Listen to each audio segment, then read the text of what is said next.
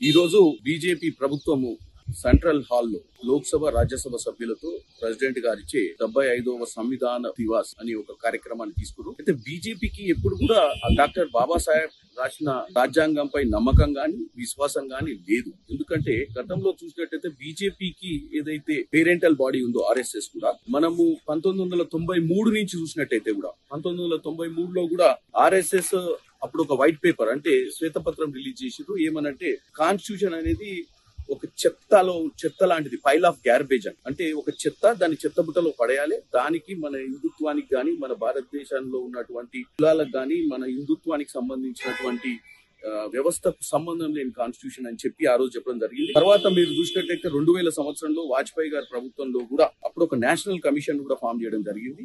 రాజ్యాంగంలో మార్పులు, కీలక అంశాలతో మార్పులు తీసుకురావాలని డాక్టర్ బాబాసాహెబ్ అంబేద్కర్ రాసిన రాజ్యాంగంపై వాజ్పేయి గవర్నమెంట్ కి నమ్మకమే లేకుండే.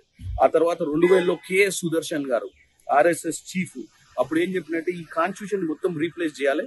ఎందుకంటే ఈ కాన్స్టిట్యూషన్ కి మన భారతీయ సంస్కృతికి ఏం సంబంధం లేదు. ఈ కాన్స్టిట్యూషన్ స్క్రాప్ చేసి మనము హిందుత్వంలో ఉన్నటువంటి భగవద్గీత నుంచి కొన్ని సందేశాలు తీసుకొని కాన్స్టిట్యూషన్ తయారు చేయాలని కూడా అప్పుడు ఆయన ఇప్పుడున్నటువంటి కేఎస్ సుదర్శన్ గారు ఆర్ఎస్ఎస్ చీఫ్ చెప్పారు. 2017 సంవత్సరంలో కూడా మోహన్ భగత్ గారు ఆయన కూడా ఈ కాన్స్టిట్యూషన్ అంతా ఫారెన్ ఇంపోజిషన్స్ ఇదంతా అప్పుడు డాక్టర్ బాబాసాహెబ్ అంబేద్కర్ బ్రిటిష్ వాళ్ళ సంస్కృతిని చూసి తయారు చేసినటువంటి కాన్స్టిట్యూషన్, దీనికి ఇండియన్ సిస్టమ్ కి సంబంధమే లేదు, దీన్ని ఇమీడియట్ గా తొలగించాలని చెప్పడం జరిగింది. ఈ రోజు మీరు చూసినట్టయితే ఈ ప్రోగ్రామ్ ని ప్రజల దృష్టిని మళ్లించడానికి బీజేపీ ఈ 75 ఏళ్ల కాన్స్టిట్యూషన్ చేయడం జరిగింది.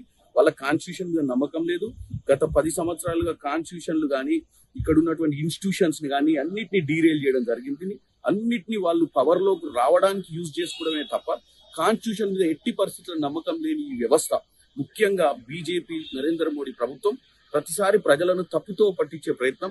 ఈ రోజు కూడా ఇది ఒక షో బిజినెస్, షో ఆఫ్ లెక్క చేసారు.